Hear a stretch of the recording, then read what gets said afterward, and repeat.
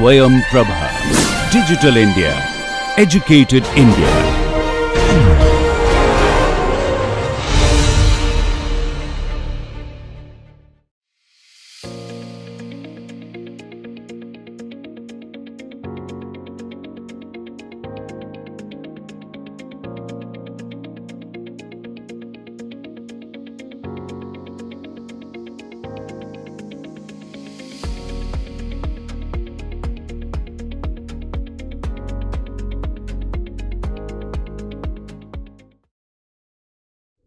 Welcome students. Today we will be discussing another part of our environmental care. I hope by now you are developing your confidence in how you will be able to serve the mining industry for sustainable mine closure planning, and for that you have different aspects are there in your mind. And if you remember, in our last class we were talking about how the post mining land, there the water problems can be managed and we can get a sustainable environmental care over there with respect to water. But as it is there in the class, we can discuss only the general concepts, but to work with you will have to do certain additional studies and work, for which you need to get the general guideline over here. Now when we coming to the talking about the soil treatment and revegetation, that is another aspects.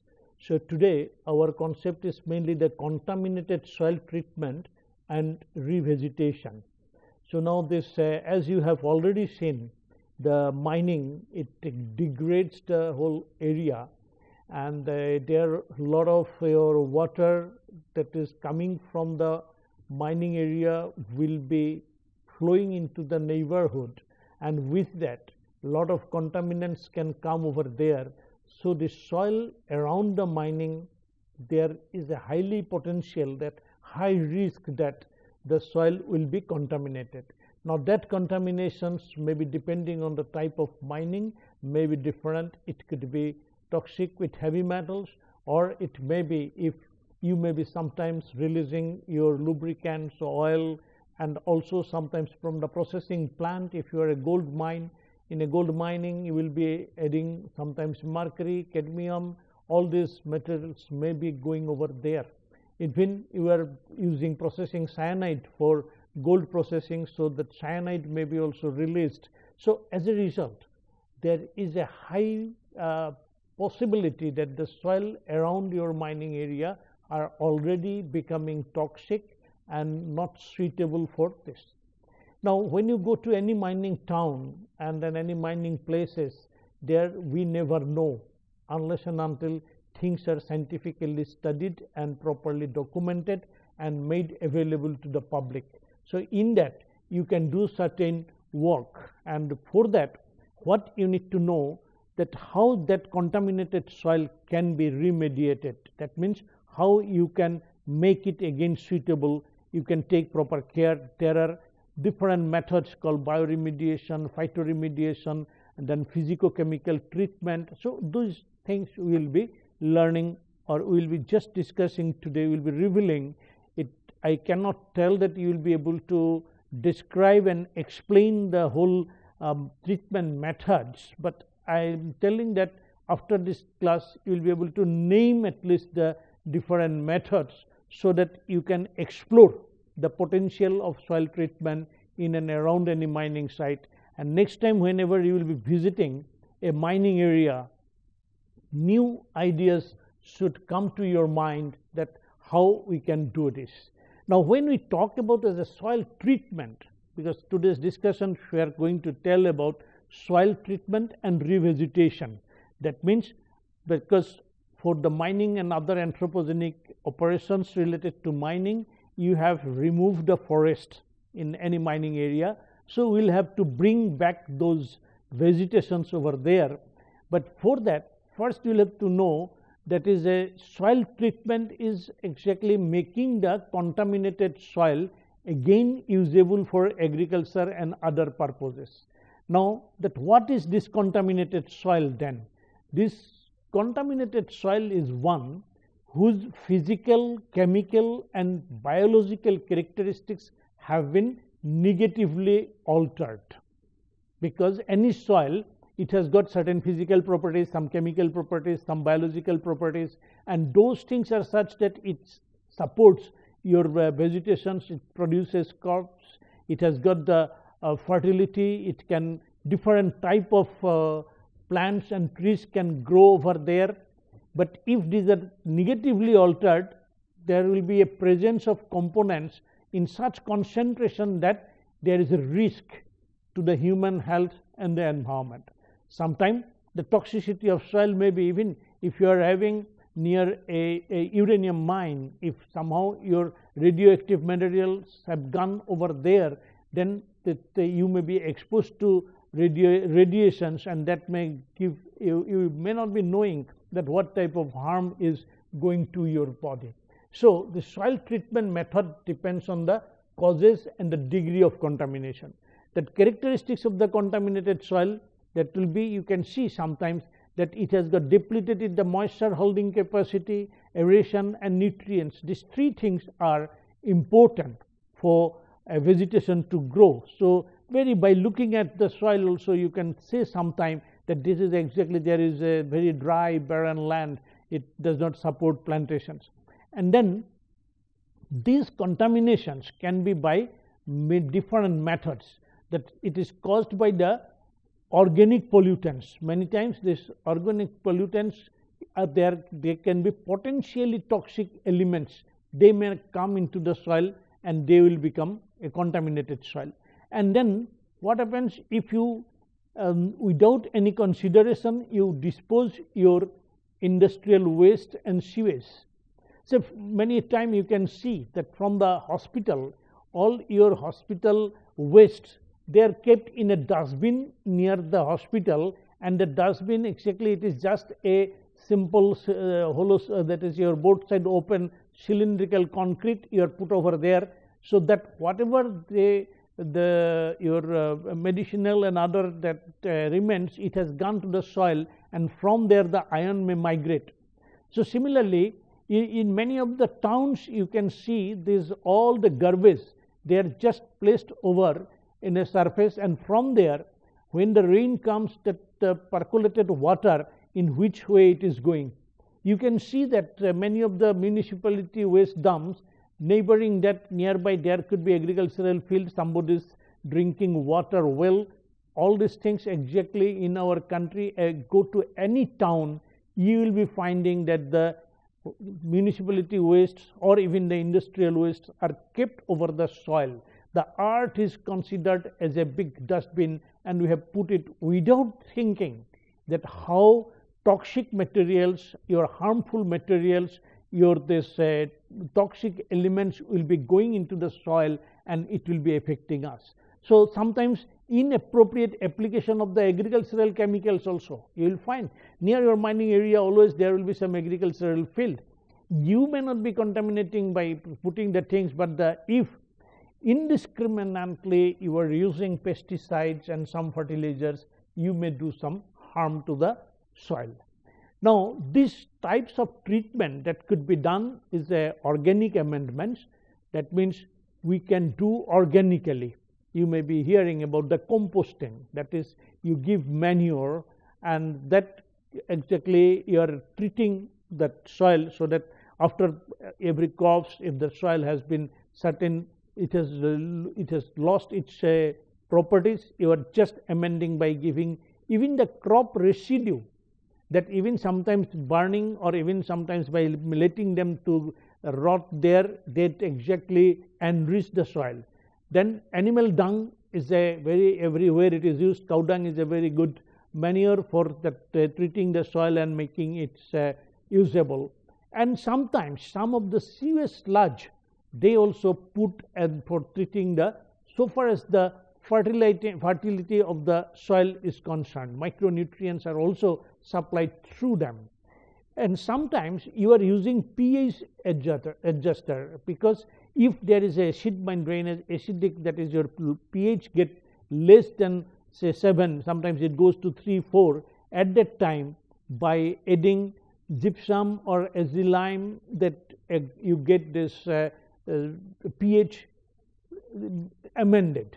Sometimes even in those low pH area, if you just cultivate banana, and then after eating the banana you just burn the banana trees and then make some small dams over there, so that the water is retained and water is allowed to go through, that soil will get treated, because this and you can see sometimes even the burned leaves etc. also can adjust your pH level.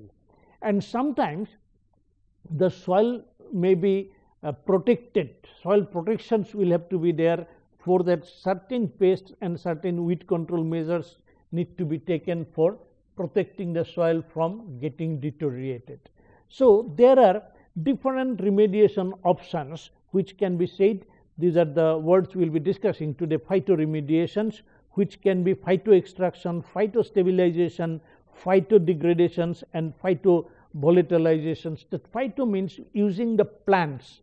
How by using the plants you can exactly remediate the soil. So selecting the right species and then nurturing them in a proper way, your soil can be treated. Then bioremediation, it will be by how natural attentions, your bioaugmentations, biostimulations, by using different biological means, by using bacteria, by using some the plants, some grass, you can just remediate it. And there is a vermiremediations, you know that the vermicomposting, that how you can use, that is exactly from the earthworm, they can exactly use for the soil remediation. These are the methods are there. So basically when we talk about this technology for soil treatment, you will be reading that there could be a biological treatment, which is sometimes called this word, you can note it down and speak aloud 2-3 times, the biospurging. Now what is this biospurging? It is a bacterial removal of the mineral, that is a mineral oil or aromatic compounds, many times benzenes and all those aromatic compound, if it is coming to the soil, which can be sometimes carcinogenic material.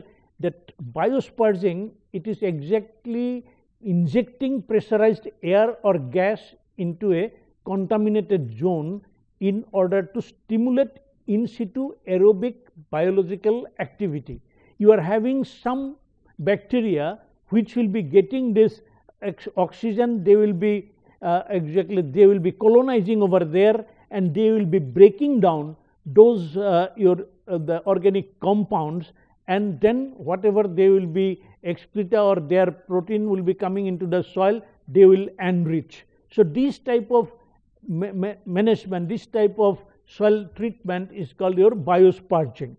And then phytoremediations, as I said, is the use of plants and associated soil microbes, that together they reduce the concentration of the toxic effects and then contaminants in the environment. In the soil environment, the toxicity is reduced by these plants. And then there is another thing called bioventing. This bioventing is, it is an in situ remediation technology which uses microorganisms to biodegrade organic constituents that adsorbed on the soils in the unsaturated zone. That is also biologically you are venting it out. That means you are removing the toxicity from there.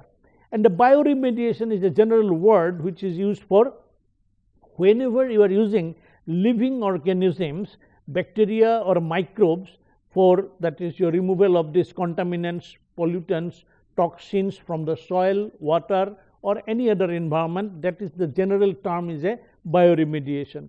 So there is also few things called your physicochemical treatment. By introducing certain chemicals, you can do it by physical means, by like thermal treatment, by giving electricity, by making heating, you can do it.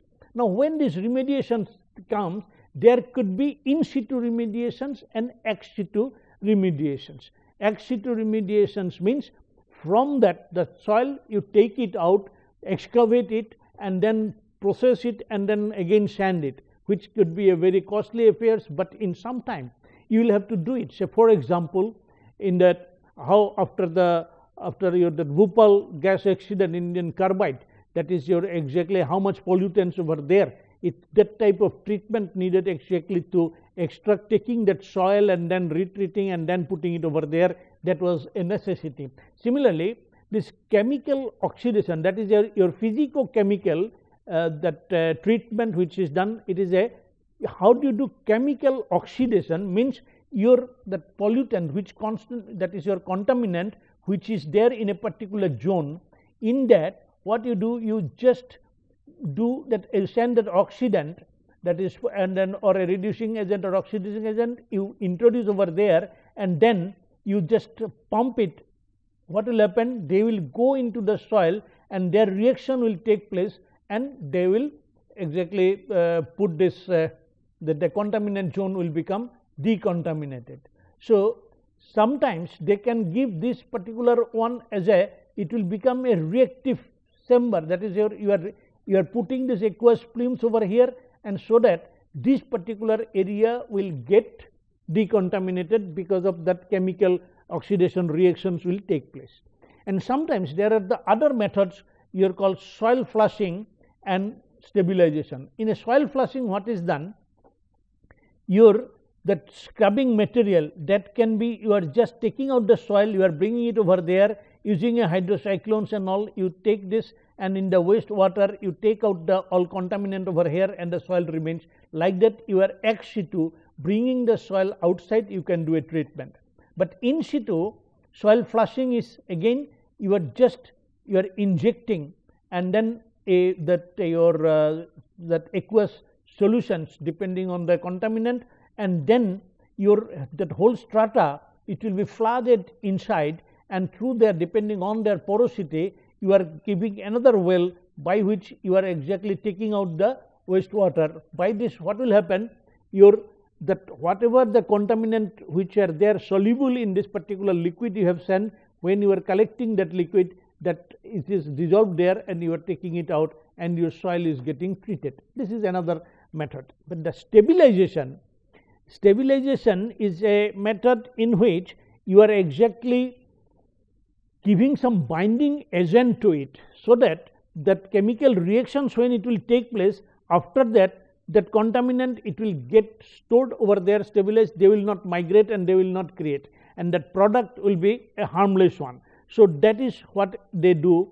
And there is another method of the stabilization is your vitrification, in which they will be giving to graphite that your electrode, and high electricity will be passed, and then this particular zone which contaminated soil, they will be just forming like a glass, and then they will be solidified. It will become so stable that the pollutions will not get migrated to the other, or it will not be getting to the plant root or anywhere it is there. So these are some of the methods by which they do the treatment of the thing. Then there is a physico-chemical treatment also by soil vapor extraction. In the soil vapor extraction, it is applied for extraction of hydrocarbons of light fraction, such as your gasoline and chlorinated aliphatic solvents, toluene, xylene, biphenyl, petrolithylene, and that exactly near the refineries or near your sometimes even the oil storage tanks, if any seepage are there, in those cases you can do this soil vapor extraction method, in which it is also called sometimes soil venting or vacuum extractions. So what you do, you are just having a vacuum pump over here, and then you are just at a very high pressure, you are taking it out. So then there exactly, if any volatile matters are there, everything will be collected and they doing it. It is also done just like your vitrifications, you can do by giving these things. There will be, when your these solutions, there is such like an electrolysis will take place. Now these anions and cations will get separated. By that, the toxic material which were there contaminating the soil will get separated. So these are different type of methods. Now you will have to first do a investigation of your site, finding out what type of contaminants are there, then accordingly you will have to select that soil treatment methodology. So that is this exactly, if there is your ionic that concentrations depending on the pH value of the soil, that will tell that exactly if it is become very highly acidic. By this way you are doing some of this your electrokinetic remediations can lead to a soil get treated and it is remediated. We can say that this is there. Sometimes this thermal treatment, as I said, that is your by the thermal remediations also, that making it so that the contaminants get dissociated, and then your all the volatile matter will be removed. That is your many time this all volatile organic carbon can be removed by this method.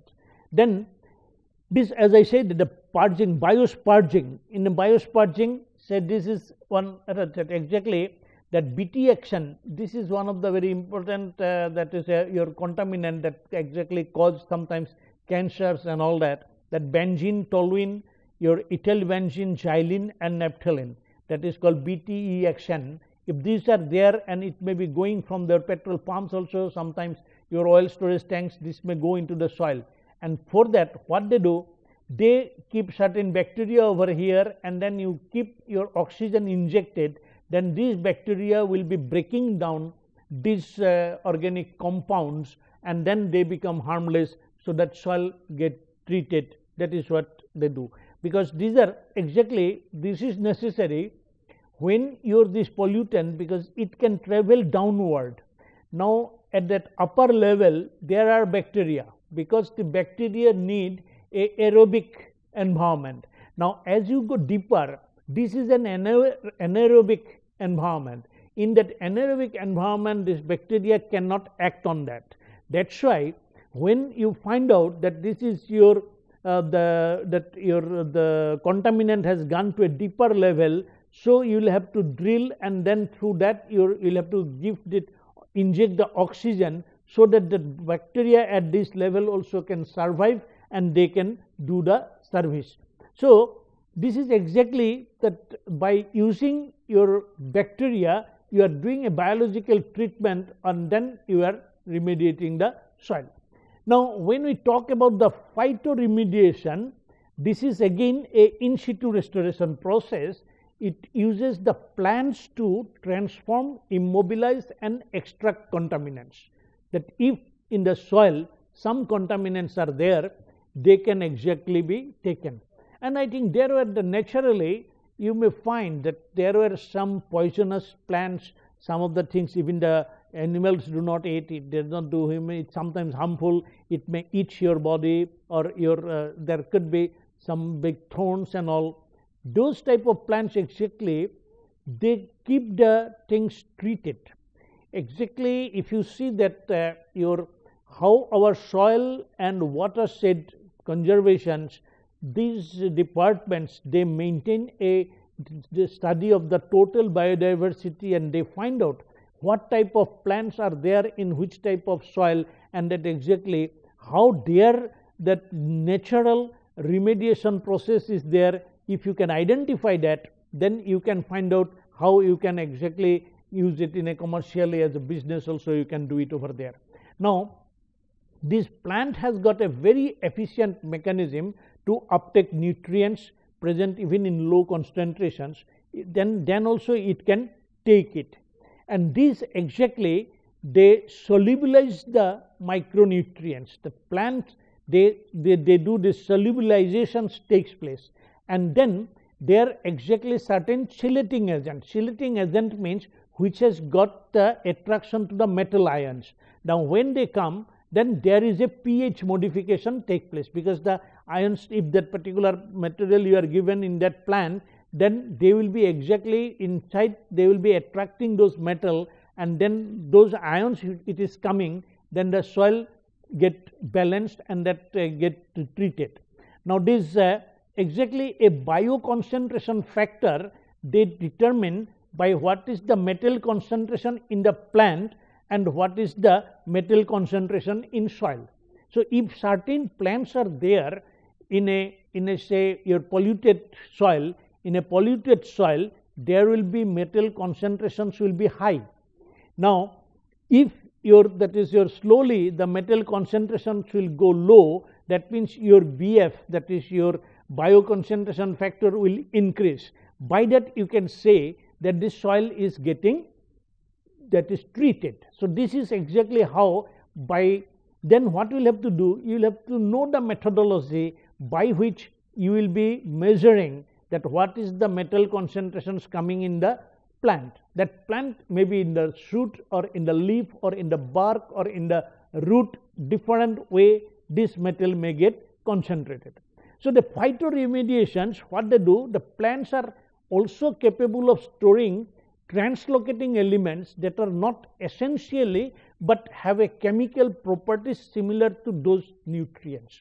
So the translocation factor is another one where this exactly this concentrations of them, they make the material. So now this TF, if it is greater than 1, then exactly you find that it is a plant is a translocating material. So that means that in the plant there could be an aerial part, another root part. That is, what is the concentration of metal in the aerial part and what is in the root part. That means in the bark and in the leaves, their ratio it exactly gives. Now if you find out that BF and TF, after calculating that, you can find out that which type of plant will be more suitable for phytoremediations. So these require a systematically studying different type of plants which are locally available in a contaminated area, and then you can find out, and this can, if you are identifying a particular plant is capable of doing first. So depending on your what level of contamination is there, you can use it. So this is your phytoremediations, but this will be depending on that exactly what quantity of metal and its tissues, how it reacts. So it requires a scientific study, but you can find out that many of the plants and roots, they have done this. So for example, we talked about the vetiver. The vetiver roots were found to be one of the best grass, that its root takes up the whole concentrations. So that's why that is your, if it is your that your TF, it can, because the roots will be taking a lot of metal concentrations, as a result TF will be less than 1. That's why the vetiver is a very good for this doing the treatment. And that vetiver, as you know, it can be hydroponic. That is, you can make it afloat, and then if the water there is a pollutions, that also can be taken, or it can be grow on the soil also, and there also it can do the thing. So like that, there are many plants which you can study. So now when we talk about the phytoremediation, as you can see that there the roots, their plants, their bark, everywhere different process go. So that is exactly the phytodegradation. That is, phytodegradation is the degradation of the organic contaminants directly. Then there is a phytovolatilizations, where because of the plant it will be just like your evapotranspiration type, your that contaminant will go. And then phytostabilizations, in which it will be, that is reduce the mobility of the heavy metals of the soil. It will not allow the ions to go away, it will be retaining over there. So by that they will be doing a stabilizations. So and then it can be do a phytoextractions, that is the plant will be removing the contaminants from the environment, and it will be concentration over there. On the basis of that, nowadays even if there is a particular way, there is a gold traces of gold is there in a particular soil, by making some plants that they will be doing the phytoextractions, that gold can be taken from the soil to the plant, and then from plant you extract, and the gold mining can be done from, even which cannot be done by other your inorganic method of gold treatment by such type of such a low concentrations. So this method has already been applied in some of the countries, that is a phytoextractions of very trace elements can be done. So that phytostimulation is again removing the organic contaminants, such as your pesticides, aromatics. They can be also that do by this particularly the polynuclear aromatic hydrocarbons, that PAH. All who are of you environmentally concerned, you know that PAH is a carcinogenic, and that's why it can cause cancer.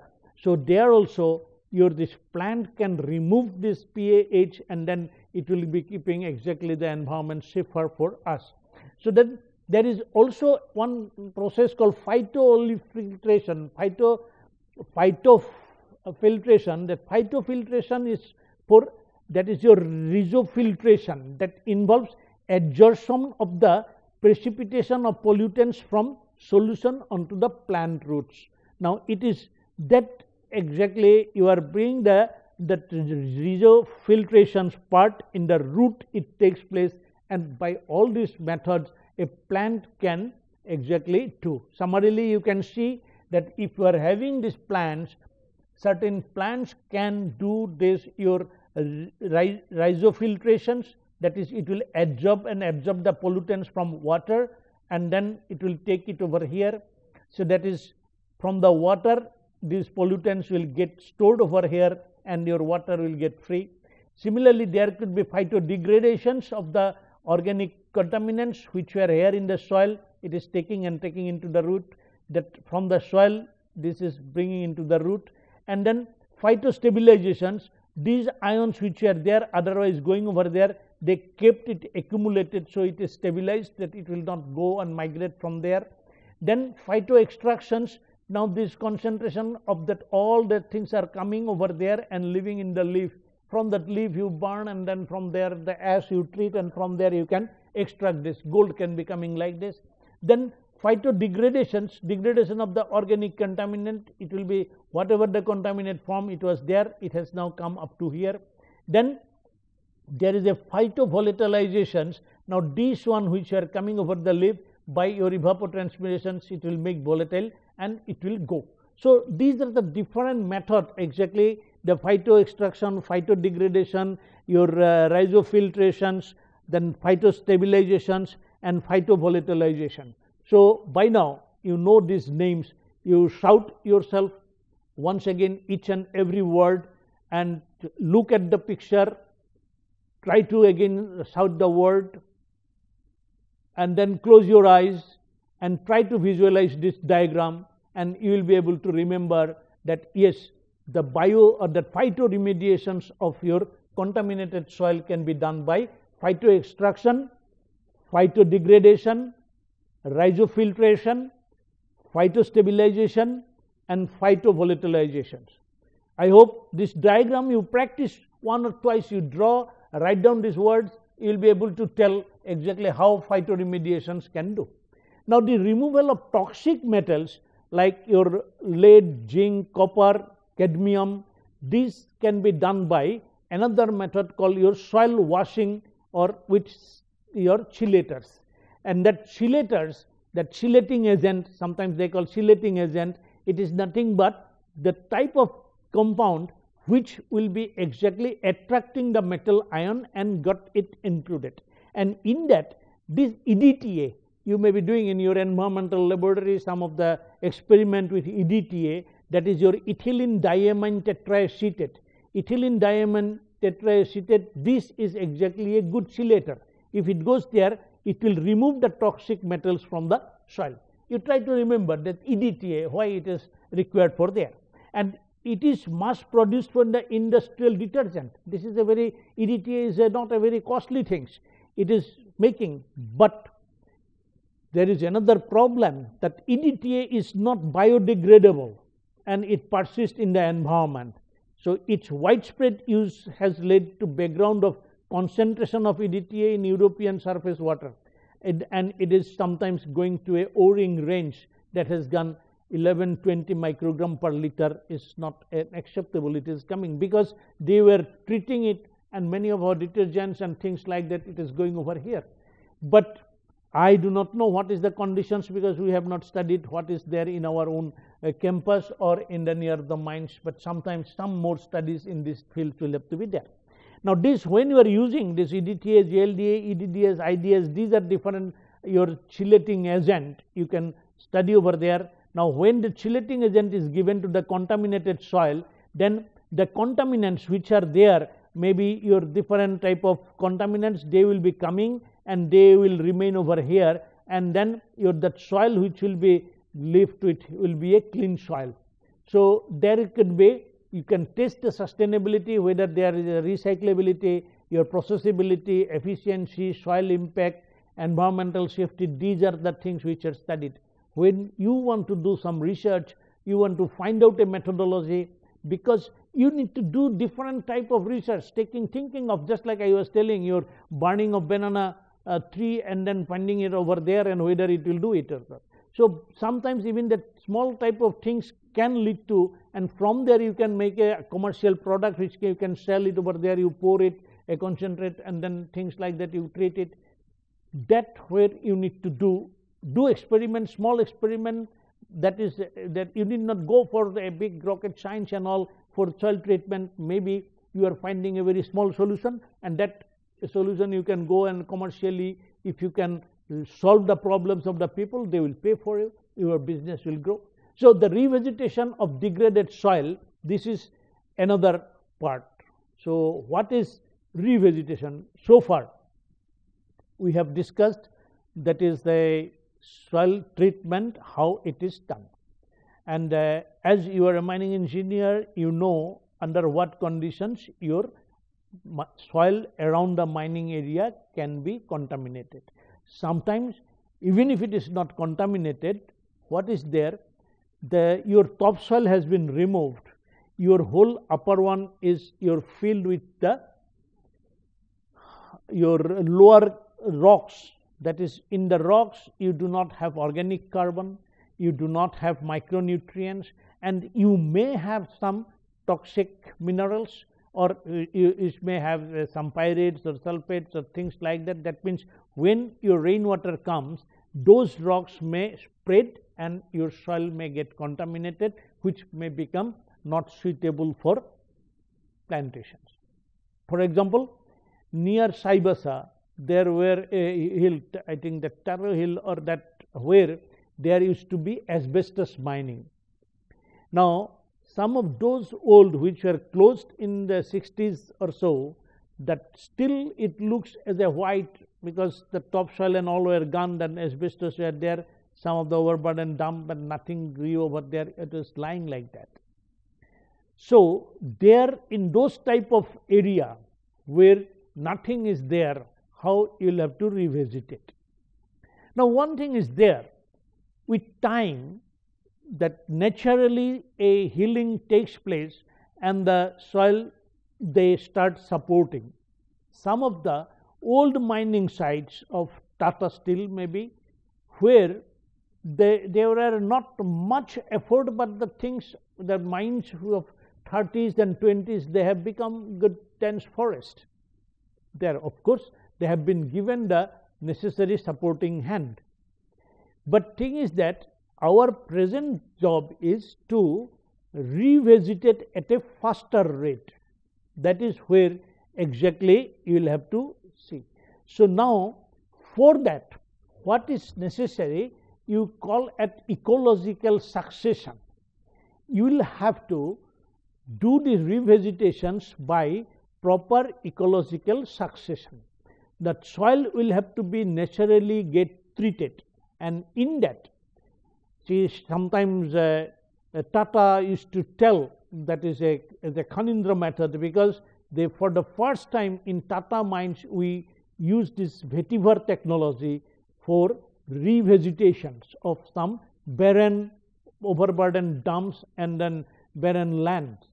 So what we did there, exactly we tried with the grass Chrysophogon zizanoid, which is called vetiver, and that grass exactly it survived in a very adverse conditions, and once it survives, it exactly treats the soil also. So that's why that when we say as an ecological succession, first in the mined out area you start planting grass. I have said what vetiver, there could be many other type of grass also. So that first you try first 1 year, 2 years, just only develop as a grassland. So you are, by putting the grassland, you are giving a grass cover, erosions and things are getting reduced. You give, if it is overburden dump, you make a toe wall and all that thing, so that you are retaining whatever is going out as a sedimentation, siltations to the rill formations, you make a good check dams and things like that, you put it over there. After 2 years or 3 years, when you have got this grass, put some shrubs. There are different type of shrubs are there, and when this grass and shrub will be growing, it will invite number of insects, number of small microbes, and also the fly that your birds will be coming, and slowly, depending on the neighborhood, what type of vegetation is there, their seeds will be coming, and with that some trees will start growing. And then after 3 or 4 years, depending on whatever the soil conditions, soil quality and all has got, you start doing the plantations. This is one way of revegetations of that area. Once that plantations will be done, then you will find that some of the shrubs, some of the grass, they will die, because when a big tree comes, below that nothing may come up. But if you give some additional care, below that you can also grow different type of food material. And there I have said you that we'll have to go for another revolution to make it as a food forest, that your mined out area, whenever you are doing a vegetation, you make something as a seed bomb. What is a seed bomb? You make some nutrients, some soil, and then some of the seed, maybe the seed of your guava, seed of your pumpkin, seed of your bitter gourd, that all that type of some of the vegetables, seed maybe of the palang shak or some other shaks and all, you make a small ball, and then in between that grass and shrubs, you can throw with the help of a drone, and then they will be there during the rainy seasons on that grass and on that soil, it will grow by itself. Similar way, when it is done, that means when your trees are growing, your grass is growing, then you are introducing these food materials also. So once it will be developing as a forest, it will become a food forest. The neighboring people, they can go there, they can collect that some of these the seasonal vegetables, some of the fruits, seasonal fruits can be along with the forest. So this type of forest concept, in which the forest, that lower land, that land part, it should be supporting food, because as we said that Sri Ramchandra was there in jungle for 14 years, he could survive. But today's forest, if you go, you do not get any eating things for even 2-3 days. So that means over the years, when we started exploiting our forest, or the way our forests were getting exactly that administered by the forest laws and acts and all whatever were made, it exactly destroyed the food forest concepts of our past, and this why exactly we'll have to revisit the forest, how it will be redeveloped, and then that mining site forest also should be a harvestable forest, so that the community, they can also survive over there by the resource generated from this. So this is the way how we will be exactly treating the soil, and then we will be revegetating. So as a learning activity, you need to, searching the internet, prepare a brief report on scope of soil treatment markets in India, where you can do a business in India and the Asian countries. You may explore the business of the companies engaged in soil treatment, that how the people are doing their business. I have given you few company startups recently in last 4 or 5 years. These startups in different countries, Terrapure, environmental, allied microbiota, carbogenics, biomed, and RAM soil. These are some of the startups who have been doing this soil treatment business. It can give you some idea, so you study over that. And to enrich and trigger your actionable innovation intelligence, this is very important for you to study the net and internet and get things, how you can develop your actionable innovation intelligence, that you learn something so that you may scan through some of the company's website. Here, these are some of the bio treatment and soil treatment related business are there, like Monsanto Company, AgraQuest, Syngenta AG, Solvay SA, Ambeshi Chemical Corporation. These names which are given, these are the multinational company corporations. They have got their branches in India also, so that if you do not get a business idea over there, you may get a chance of getting some employee, and for that you will have to develop your employability. You will have to study these things to improve your employability index, so that your competence in mine closure and sustainability plan can be marketed. So, soil treatment and revegetation in the post mining site is very important for sustainable post mining environmental care. It is necessary that India should revise the soil map maintained by the Directorate of Soil Conservation of state governments. Try to find out how the state governments maintain the soil map. In that soil map, whether the contamination levels are being put or not. If it is not, there you can find how your expertise, maybe your remote sensing and GIS knowledge we discussed in our previous class, can be used for updating these maps, and if that can be done, the nationwide, it will be a multi-crore business can be brought over here. Then mining companies should interact with Soil and Land Use Survey of India. There is this SLUShy is a newly named. It was earlier there was another name for this, but this is the recent Government of India initiative, Soil and Land Use Survey of India, to maintain records of soil health in the mining and its buffer zone. You can interact with this institute, this department of our government department. You can create and get new business.